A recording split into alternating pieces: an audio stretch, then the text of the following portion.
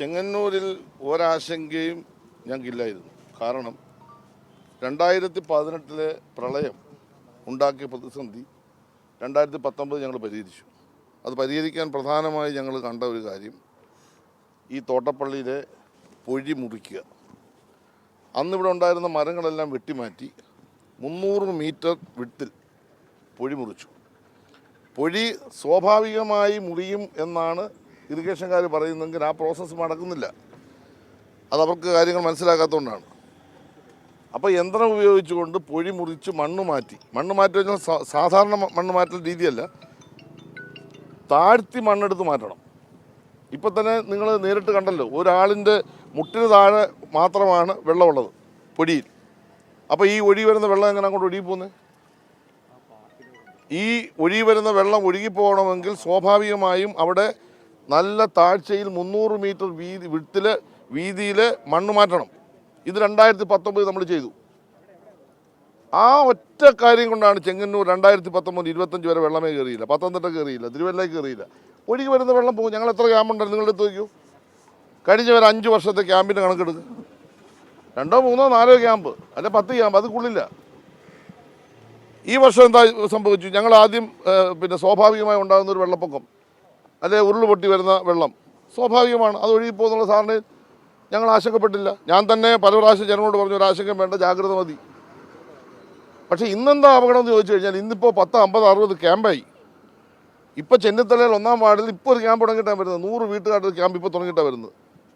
കാരണം എന്താണെന്ന് വെച്ച് കഴിഞ്ഞാൽ മറ്റ് സ്ഥലങ്ങളിൽ നിന്ന് വരുന്ന വെള്ളം, കിഴക്കൻ മേഖലയിൽ നിന്ന് വരുന്ന വെള്ളം, ഇപ്പോൾ റാന്നി കോന്നിയെല്ലാം വെള്ളം താന്നു എന്ന് മാധ്യമങ്ങൾ നിങ്ങൾ പറഞ്ഞുകൊണ്ടിരിക്കുകയല്ലേ. ആ താന്ന വെള്ളം എവിടെ കിടക്കുന്നറിയോ? അപ്പർ കുട്ടനാട്, എൻ്റെ സ്ഥലത്തും കുട്ടനാട്ടിലും തിരുവല്ലയിലും. ഇനിയിപ്പോൾ ആ ഭാവന നിൽക്കട്ടെ. ഇന്നിപ്പോൾ രാത്രി മഴ പെയ്യുന്നില്ലെങ്കിൽ ഞങ്ങൾ ഭാഗ്യമുള്ളവന്മാരെ ഇത് കുറച്ച് ഒഴിപ്പോന്ന് വിചാരിക്കുക. ഇപ്പോൾ മുതൽ മഴ തുടങ്ങിയാലോ? ഞാൻ ഒരു സംശയം വേണ്ട, 2018 അപകടമായിരിക്കും വരാൻ പോകുന്നത്. ഞങ്ങളെങ്ങോട്ട് പോകുന്നത്?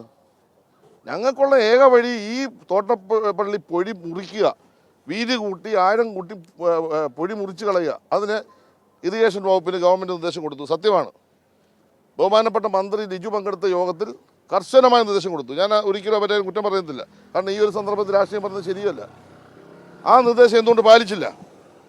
ഇന്ന് ഇറിഗേഷൻ്റെ എക്സിക്യൂട്ടീവ് എഞ്ചിനീയർ ഇന്ന് ഞങ്ങൾ പങ്കെടുത്ത യോഗത്തിൽ, മന്ത്രിതല യോഗത്തിൽ ഇന്ന് അദ്ദേഹം പറഞ്ഞത് സ്വാഭാവികമായിട്ട് പൊട്ടിപ്പോവും. ഇപ്പോൾ അത് ധാരണയിരിക്കുക, സ്വാഭാവികമായിട്ട് പൊട്ടത്തില്ല. പൊട്ടാത്തതുകൊണ്ടാണ് 2018 പ്രശ്നം ഉണ്ടായത്. അപ്പോൾ മനുഷ്യനിർമ്മിതമാണെന്ന് പറഞ്ഞ് ആക്ഷേപിച്ച് നടന്നാൽ പോരാ. ഈ പ്രശ്നത്തിന് പരിഹാരം കാണാൻ നമ്മളെന്താ ചെയ്യേണ്ടത്? ടെക്നിക്കൽ സൈഡ് അതിനെപ്പറ്റി പഠിച്ച് റിപ്പോർട്ട് വന്നു. ഇനി രണ്ടാമത്തെ കാര്യം എന്താ? നിങ്ങൾ നേരെ ആ തോട്ടപ്പള്ളി സ്പിൽവേയിലെ പൊടി അവിടുത്തെ മാലിന്യം കണ്ടോ? ഈ കഴിഞ്ഞ ഒരു 6 വർഷമായിട്ട് നിങ്ങൾക്ക് അങ്ങോട്ട് മാലിന്യം കാണിക്കാമോ? മഴക്കാല പൂർവ്വകാല ഒരുക്കങ്ങൾ കേരളത്തിൽ നടന്നു. ഞാൻ നിയമസഭയിൽ പ്രമേയം അവതരിപ്പിച്ചു LDF വേണ്ടി. ഞാൻ പറഞ്ഞു MLA നിലയിൽ മഴക്കാല പൂർവ്വകാല ഒരുക്കങ്ങൾ നടത്തിയില്ല, നടത്താമെന്ന് ഗവൺമെൻറ്റിന് വേണ്ടി മന്ത്രി പറഞ്ഞു. എവിടെയെങ്കിലും ഈ മാലിന്യം നിർമ്മാർജ്ജനം ചെയ്തൊരു പദ്ധതി ഉണ്ടാക്കി? ഈ കിഴക്കൻ മേഖലയിലെ മുഴുവൻ മാലിന്യവും കടലിൽ വന്ന് ചാടിയിരിക്കുകയാണ്. ഈ കടല് നശിച്ചു പോകത്തില്ലേ? അത് നമ്മളെന്തോ സ്വാഭാവികമായിട്ടും ചെയ്യുന്നത്. മഴയ്ക്ക് മുമ്പ് കിഴക്കൻ മേഖല, ഇടുക്കി, കോട്ടയം, പത്തനംതിട്ട, അപ്പർ കുട്ടനാട് മേഖലകളിലെ മാലിന്യം മുഴുവൻ നമ്മൾ സ്വാഭാവികമായും മാറ്റും, നിർമ്മാർജ്ജനം ചെയ്യും. അപ്പോൾ ഒഴുകി ഇങ്ങോട്ട് വരത്തില്ല. ഈ പ്രാവശ്യം എന്താ സംഭവിച്ചത്? മഴക്കാല പൂർവ്വകാല ശുചീകരണം നടന്നില്ല. നടത്താൻ വേണ്ടി ഞങ്ങൾ പല പ്രാവശ്യം ആവശ്യപ്പെട്ട് നടത്തിയില്ല. അതിൻ്റെ ഫലമായിട്ട് നിങ്ങൾ ഈ സ്പിൽവേയിലോട്ട് പോയി കെട്ടിക്കിടക്കുക, അവിടെ വന്നിട്ട് വെള്ളം ഇങ്ങോട്ട് ഒഴുകുന്നില്ല. അപ്പോൾ 2 തരത്തിൽ ജലനിർഗമനം നടക്കുന്നില്ല. 1, മാലിന്യ കൂമ്പാരം കൊണ്ട് സ്പിൽവേ അടഞ്ഞു. 2, പൊടി മുറിക്കാത്തത് കൊണ്ട് വെള്ളം പോകുന്നില്ല. ഇന്നും മന്ത്രിയുടെ തലത്തിൽ യോഗത്തിൽ ഈ കാര്യം ഉന്നയിച്ചു. മന്ത്രി ശക്തമായിട്ട് ആവശ്യപ്പെട്ടു, ചെയ്യുന്നില്ല. ഇപ്പോൾ ഈ പ്ലാസ്റ്റിക് മാലിന്യം മാറ്റാൻ ഇനിയും എന്താ ചെയ്യേണ്ടത്? ഈ ലീഡിങ് ചാനലിൻ്റെ മുകളിൽ വീതി കുറഞ്ഞ ഭാഗത്ത് നെറ്റിടണം. നെറ്റിട്ട് കഴിഞ്ഞാൽ മാലിന്യം എല്ലാം, പ്ലാസ്റ്റിക് എല്ലാം അവിടെ വരും, കടലിലോട്ട് പോകത്തില്ല. അവിടെ നമ്മൾ ക്ലീൻ ചെയ്ത് മാറ്റണം.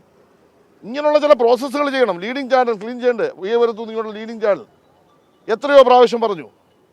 2 മാസമായി ഞാൻ പറഞ്ഞുകൊണ്ടിരിക്കുന്ന കാര്യമാണ്. നിങ്ങൾ എൻ്റെ ഫേസ്ബുക്ക് പോസ്റ്റിലും ഞാൻ പങ്കെടുത്ത യോഗങ്ങളിലും ഞാൻ പറഞ്ഞ കാര്യങ്ങൾ കേൾക്കും. ഞാൻ ഇതേ പറയാറുള്ളൂ. കാരണം ചെങ്ങന്നൂരിനെ സംബന്ധിച്ച്, തിരുവല്ലയെ സംബന്ധിച്ച്, കിഴക്കൻ മേഖലയെ സംബന്ധിച്ച് എത്ര മഴ പെയ്താലും ഞങ്ങൾക്കൊരാശങ്കയില്ല. ആ വെള്ളം ഇനി ഒഴുകിപ്പോരും, ഈ കടലിലോട്ടങ്ങ് ചേരും. ഇപ്പോൾ വേലിയേറ്റമില്ല, വേലി ഇറക്കമാണ്. സ്വാഭാവികമായിട്ട് എല്ലാ വെള്ളവും പോട്ട സമയം കഴിഞ്ഞു. അപ്പോൾ ഞാനിപ്പോൾ പറയുന്നൊരു കാര്യം, ഞാൻ ആരെയും കുറ്റപ്പെടുത്തുന്നില്ല. ഏതെങ്കിലും ഒരു പരാജയം ഉണ്ടായെന്നുള്ള ധാരണയൊന്നും എനിക്കില്ല.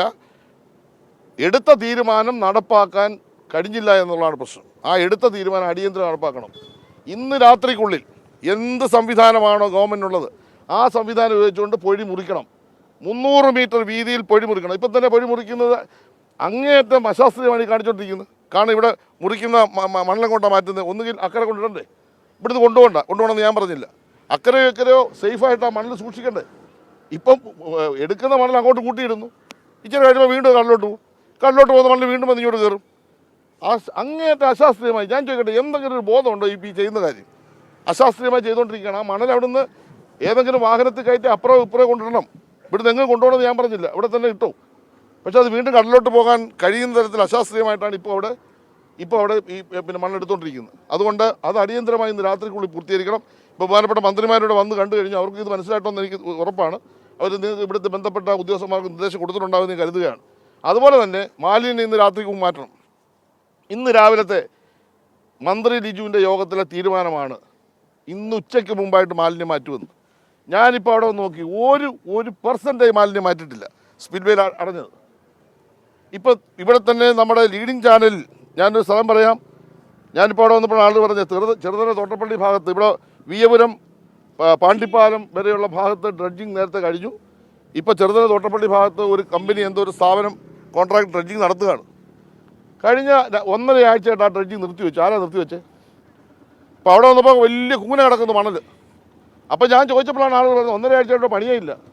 ലീഡിങ് ചാനലിലെ മാലിന്യം മാറ്റി മണ്ണ് മാറ്റാതെ എങ്ങനെ വെള്ളം ഒഴുകി വരുന്നത്? അപ്പോൾ ഒരു ബോധപൂർവമായി എന്തോ ഇതിനകത്ത് നടക്കുന്നുണ്ട്. അന്തർധാരയെന്ന് എനിക്കറിയില്ല. ഇത് നിങ്ങൾ കണ്ടുപിടിക്കണം. ഞാൻ ആരെ കുറ്റപ്പെടുത്താൻ ആരെ മോശപ്പെടുത്താൻ ഉദ്ദേശിക്കുന്നത്? ജനങ്ങളുടെ ജീവൻ വെച്ച് കളിക്കരുത്. കുട്ടനാട്, അപ്പർ കുട്ടനാട്, തിരുവല്ല ഭാഗത്തെ ജനങ്ങൾ പൊറുതിമുട്ടി വീട്ടിൽ താമസിക്കാൻ പറ്റുന്നില്ല. 2014 അപകടം ഉണ്ടായപ്പോൾ ഞാൻ ലോകത്തോട് പറഞ്ഞാളാണ്. ഞാനതുകൊണ്ട് ഭയപ്പെട്ട ഇന്നിവിടെ എത്തിയത്. ഞാനിവിടെ രാവിലെ ബഹുമാനപ്പെട്ട മന്ത്രിയോട് ഞാൻ പറഞ്ഞു, ഞാൻ തൊട്ടപ്പള്ളി പോകും. ഞാൻ ഭയപ്പെട്ട അവിടെ എത്തിയേക്കുന്നത്. ഈ അശാസ്ത്രീയമായ മണ്ണുമാറ്റൽ അല്ല വേണ്ടത്. ഇനിയും ഗവൺമെൻറ് സംവിധാനം പരാജയമാണെങ്കിൽ സ്വകാര്യ മേഖലയ്ക്ക് അടിയന്തരമായിട്ട് സംവിധാനം ഉണ്ടാക്കണം. പണം കൊടുത്ത നല്ല കോൺട്രാക്ടർമാർ, മെഷീനറി സംവിധാനം കേരളത്തിലുണ്ട്. അവർ വന്നാൽ മിനിറ്റ് കൊണ്ട് മണിക്കൂർ കൊണ്ട് അവർ മാറ്റി ഞങ്ങളെ രക്ഷിക്കണം. ഞാൻ അഭ്യർത്ഥിക്കുകയാണ്, കേരളത്തിലെ ഗവൺമെൻറ്റിനോട് അഭ്യർത്ഥിക്കുകയാണ്. വലിയ വില അല്ലെങ്കിൽ നിങ്ങൾ കൊടുക്കേണ്ടി വരുമെന്ന കാര്യം ഞാൻ പറയാൻ ആഗ്രഹിക്കുകയാണ്.